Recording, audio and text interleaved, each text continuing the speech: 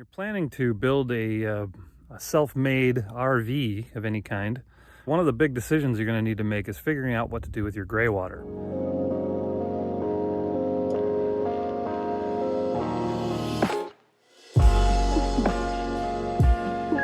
Shuttle bus to a short bus to a big bus, box truck, step van, sprinter vans, and anything else you're going to decide to turn into a RV. One of the big decisions you're going to need to make is figuring out what to do with your gray water. A lot of people, especially with sprinter vans and the van builds, you can get away with a smaller water tank, a 5-gallon water jug or a 7-gallon water jug underneath your sink. Works out just fine for a lot of people in a lot of situations. One of the big things that a lot of people you really want to consider when you're thinking about your gray water tank is how you're going to be using your rig. Are you a weekend warrior? Are you just going out occasionally on weekends? You're only going to need it for a couple of days at a time, or are you going to be a full-time nomad like us, living as much as you can out in boondocking situations? If you're somebody that's going to be staying at RV parks or in state parks and you have RV hookups, you need to plan for that. We like to do boondocking and stay out in national forest land on Bureau of Land Management land, and we don't have anywhere to hook up, and so we need to catch the water, our gray water, and deal with it accordingly. So real quick, big difference, gray water, black water. Black water is the poopy water. Most of us that kind of self-build our rigs, a lot of us, we have a composting toilet, so we don't need to have a black water tank. So we don't have any black water system whatsoever in our rig, and have not done one in this short bus build. And that way you don't have to mess around with that. Again, if you're planning on spending time at RV parks and staying in parks where you've got an RV dump station and you want to put in a full bathroom where you actually have a toilet that works like a normal house toilet, only an RV style, that black material, as they say, has to go somewhere, and that goes into a black tank. And so on this short bus build, we had an issue about where would we put the tank. We ended up buying a tank that's the same size as the one that I had, or that we put into our shuttle bus build, and we ended up having a slight issue. I thought it was going to be fine when I initially measured it, but it turned out that it was just a tiny bit too long for where I originally was going to put it. So I decided to get a little creative, and let's take a look at what we came up with for that.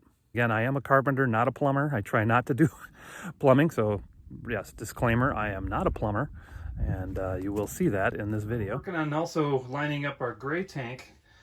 We got our new freshwater tank here, and we have space right underneath this area for our gray tank, which is going to go right here between the wheel and the end of the stairs. But we ordered a 5-foot gray tank, and unfortunately, from here at the edge of the stairs to 5 feet is like right here. So I'm going to actually cut up here. I may have to do a little extra reinforcing of our step, but if you can see, here we go.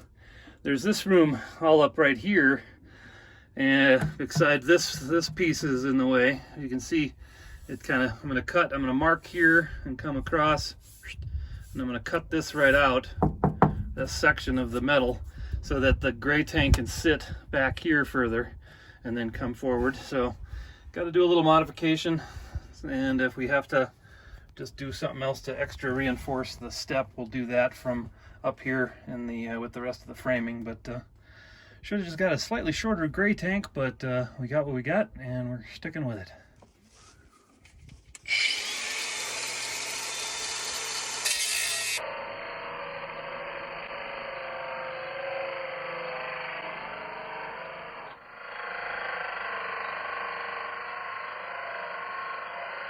So cut the angle piece out of here, so that now the back end of the gray tank should be able to sit right back in here and give ourselves a little more room to work with.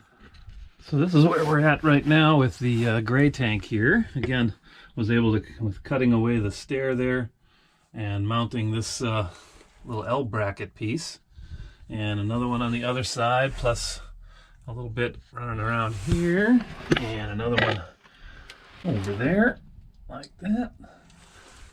And now, finishing off with the drain part of it. As you can see, it's actually used one of these little guys.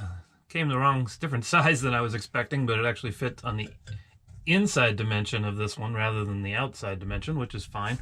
Just used a big hose clamp on there and a couple of self-drilling screws just to make sure it's well secured there.